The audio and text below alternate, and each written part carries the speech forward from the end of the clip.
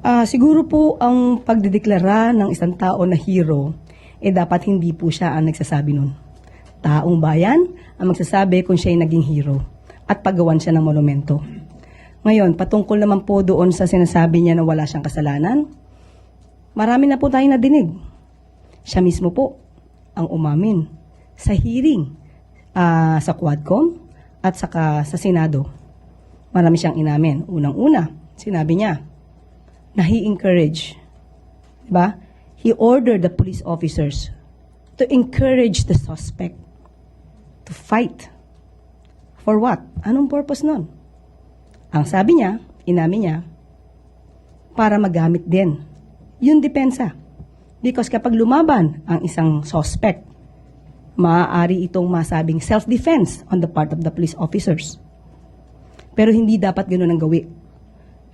There should be a due process. We have to give the suspect, any accused, the right for this due process. Hindi tayo dapat laging cut the process. At ang sabi niya, bakit daw niya nawa yun?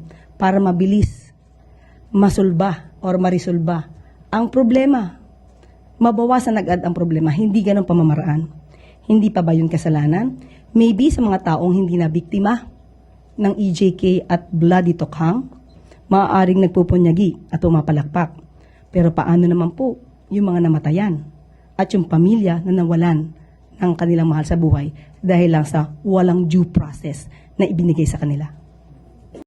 Ano naman po ang nais naman nilang iparating? Maging kaawa-awa ang OVP, maging kaawa-awa ang Vice President.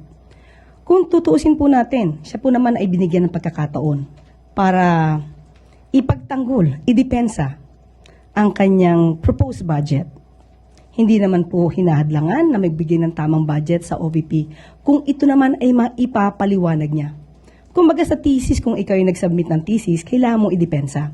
Hindi pwedeng sabihin mo sa iyong panel of judges, kayo na pong bahala magbigay sa akin ng grade, basta yan na po ang thesis ko. So wala pong nang iwan sa kanya, baka po siya po ang nang iwan sa gobyerno. Kung hindi po siya nag-endorso, bakit meron po tayo napapanood na campaign ads na kasama po niya at pinagmamalaki niya ang naging trabaho o performance, kung mayroon man, ni Senator Bato? Ano po ba ang maitatawag doon? Siya po ba nagsasabi ng katotohanan dahil meron po siya in-endorse na kandidato? Pangalawa po, kung na-scam po siya ng Uniteam, is it not the other way around? Hindi naman po siguro inakala din ng miyembro o ng mga miyembro ng Uniteam na mabilis magagastos ni VP Sara yung 125 million pesos na confidential funds in just 11 days. Hindi naman po siguro inisip nila yon at nagbigay ng tiwala sa kanya. Hindi rin po din siguro inisip ng Uniteam noon na siya may mga kakilalang assassin.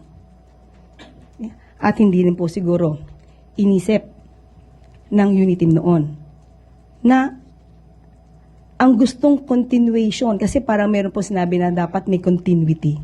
Pero hindi rin po papayag ang Pangulo na ituloy po yung sinasabing Bloody Tokhang at EJK. Maaaring isa po yung sa mga dahilan kung bakit inayawan din ni VP Sara. Dahil hindi po lahat ng ginawa ng dating administrasyon ay susundin ng pikit mata ng Pangulo. Papansinin niyo po, nagbigay po siya ng statement Sunday.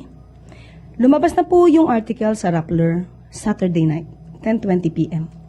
So hindi lang naman po ako, hindi lang din po kayo, hindi lang po si Secretary Jay ang nakarinig. Pati po ang Pangulo, ang dating Pangulong Duterte ang nagsabi mismo na siya'y nakadinig. So hindi naman po pwedeng i-deny Secretary Jay na wala siyang nadinig patungkol sa issuance ng warrant of arrest. So, in general po rin, again, yung sinabi niya, dahil marami sa atin ang nakabasa ng article na ito. Kaya sinabi lamang po niya na handa po ang gobyerno na in any eventuality ay a-action po tayo. Yan lang po ang nais niyang sabihin. Okay.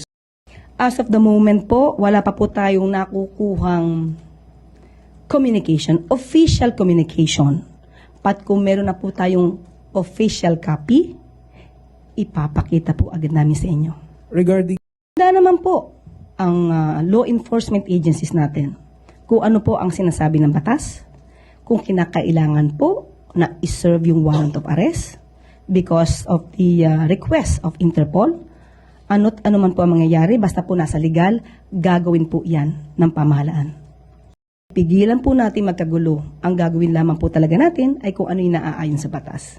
So, kung tayo naman po, ito naman din po ang pakiusap natin, kung mangyayari po ito, yung mga tao, ang taong bayan, kung sino man yung mga supporters, makinig na lang po kayo kung ano yung sinasabi ng batas. Huwag na po tayong makialam kung inyo pong ang gagawin ay hindi naman po naaayon o labag sa batas ang inyong gagawin. Tingnan nyo na lamang po kung ang pagsisilbi, halimbawa po magsisilbi ng warrant of arrest at lahat naman po ay ayon sa guidelines at ayon sa rules of law. Huwag na lang po sanang maging matigas ang ulo ng ibang taong bayan para pigilan to, katulad nung nangyari sa panahon po ng pag-aresto kay Pastor Kibuloy.